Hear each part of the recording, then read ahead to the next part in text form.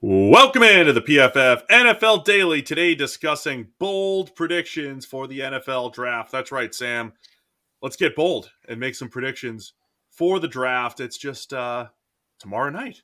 It's happening. I'm going to take a look at DraftKings Sportsbook and some of their odds. I'll take some of their long shot odds as far as predictions go, but I'll let you start. Give me a bold prediction for the draft. Okay, this is tying into a promotion PFF's going to be running, but whether or not a running back will be drafted in the first round, and the odds are moving against it. It hasn't looked like a running back is going to go in the first round for a while. The odds are actually moving away from the idea that one will. I'm going to go the other way, though. I want to say a running back goes in the first round because a running back has gone in the first round every single year since 2014. So we're talking an extended period of time on which a lot of the time there hasn't been necessarily an elite, amazing prospect, and yet somebody jumps into that first round. So I think Breece Hall, Kenneth Walker, these are guys that should belong in that conversation, and I see no reason why they shouldn't go in the first round. You mean belong in the conversation as in NFL teams should consider them? Not that you would. I mean, you're anti-running back in the first round, of course. Relative to where these other running backs have been drafted in previous years. Yeah, a lot of times it is the back end of the first round when teams are trying to put the finishing touches on their offense. And, a team like the Bucs maybe could go that route, just trying to add speed if it's a Breece Hall or Walker. I think it's a long shot, which is why it's a bold prediction, Sam. I think this is finally the year that doesn't happen. No first round running back. Teams are getting smarter. Maybe the class is a little bit below standard, but I like it. That's why we're here for bold predictions. Mm-hmm. I'm looking at DraftKings Sportsbook. They have a whole bunch of parlays that are, well, some of them are long shots. I just like this long shot, so we're gonna discuss it here.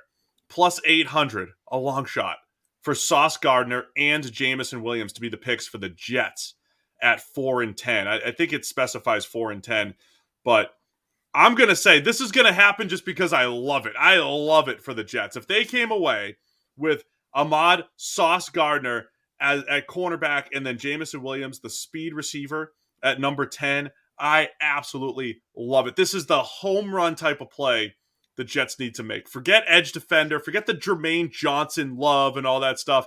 Hit a home run at corner, hit a home run at receiver, get the edge defenders later. This is what the Jets need to do, and it's plus 800. So if they get them in the opposite order, you don't cash, you don't get it. Let me see. Let me see if it's specific. And check the fine print because they have some very specific ones here. I like it theoretically though. I think those. Nope. Just in round one, they just have to select both guys. There you go. Perfect. It could be anywhere in round one. What if they traded down in round one and got those guys?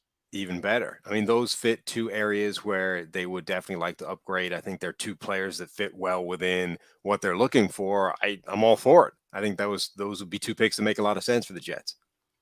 All right, what else do you have? Predictions. I'm going to say that Kyle Hamilton doesn't just slip from the very top of the draft. Remember, it's not long ago we were predicting maybe he would go pick number 2 to Detroit, pick number 3 to Houston. I'm going to say not only is he sliding beyond that, but Kyle Hamilton is going to slide into the second half of the first round. So beyond pick number 16. Right now, his over-under in terms of the pick he's going to go is 11.5.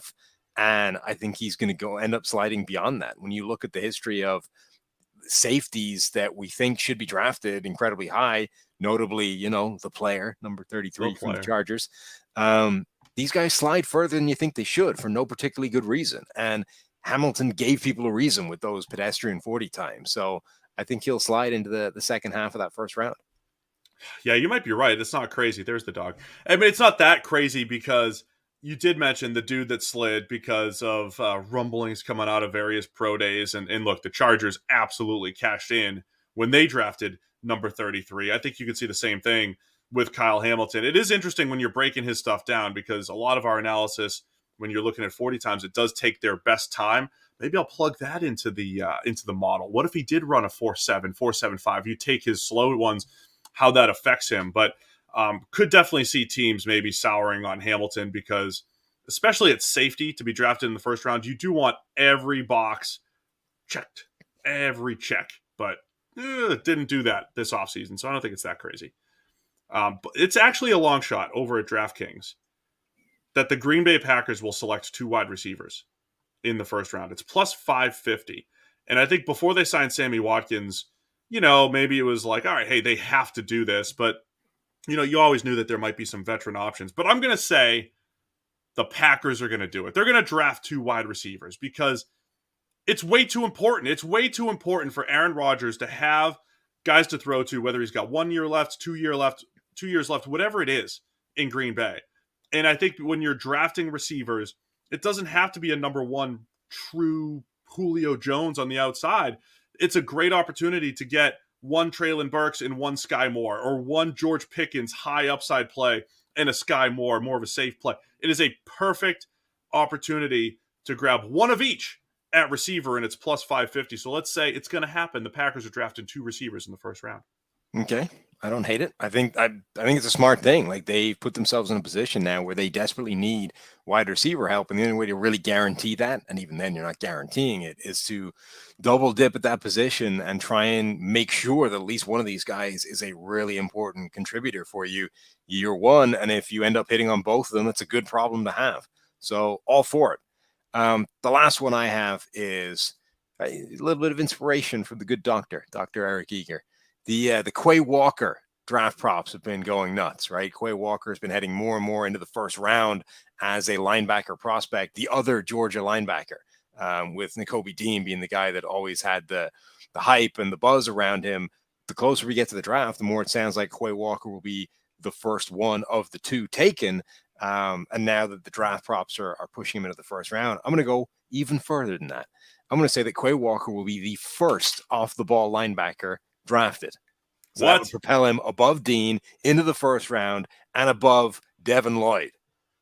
Really? Okay, that is bold. Yeah, I was just firing up that Quay Walker tape right now. He's a good, solid player, but I think when you're talking about what is the NFL going to be looking at, 6'4", runs in the 4.5s, a lot of his, we were talking on the main show that Nakobe Dean could be falling into the second round just because he hasn't run and he's 5'11", right? I mean, the only thing when you look at the measurables column, nothing's good right now, and because there's question marks. But Quay Walker is the absolute opposite because he's got the prototypical size, and I don't know, man, with a somewhat devalued linebacker position, we think around the NFL, I can't imagine that Walker's going in the first because he's just a good, solid linebacker. I don't think he's great, but I think the NFL could absolutely see greatness in that athletic profile. I mean, somebody was tweeting at me the other day and was saying, look, here's a fun exercise. Throw on any random Georgia defensive tape and pick the best player, right? Tell me who the star is, who's the guy that should go first in the draft.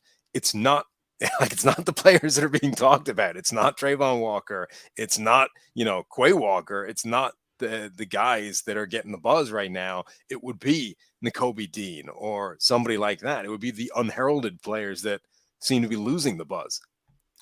Don't forget, you can get 50% off a PFF Elite annual subscription. If you use the code DRAFT50, you get 365 days of Elite, all of our locked article content, the draft guide, which is over 500 pages.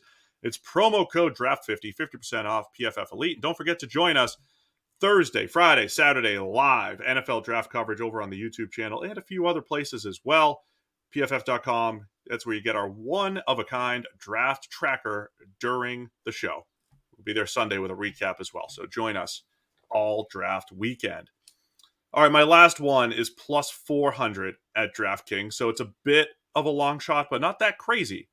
It's that Malik Willis and Kenny Pickett, both quarterbacks, will go in the top 10. And, Sam, you and I have been back and forth over this scenario a million times. If it's Kenny Pickett at 6 to the Panthers and then Willis at, say, 9 for the Seattle Seahawks, I don't think that's crazy. The more the buzz comes around, maybe the Panthers are in on Malik Willis, which could throw this off a little bit, but could see this happening. Malik Willis and Kenny Pickett going in the top 10. It's plus 400 at DraftKings. Yeah, it's definitely possible. It relies on Carolina making that quarterback pick at 6, which they kind of have to. Like I said to you earlier, every mock draft that doesn't have Carolina selecting a quarterback at 6 should come with a necessity of explaining where they're getting a quarterback from, right? If you're going to go in a different direction, offensive tackle, whatever it is, where's the QB? Because it's not Sam Darnold. They're not going into the year like that. They don't have a pick to grab one in the second or third round. It's either pick number 6 or they've got to do something weird in terms of trades or picking up a veteran to start and to come in and try and save everybody's job. So I think they should go quarterback at 6, whoever it is, and then all it needs is one more team. Well, I'm sure at least one of these bold predictions is going to come true on draft night. Let us know, what are your bold predictions for draft weekend? It's the PFF.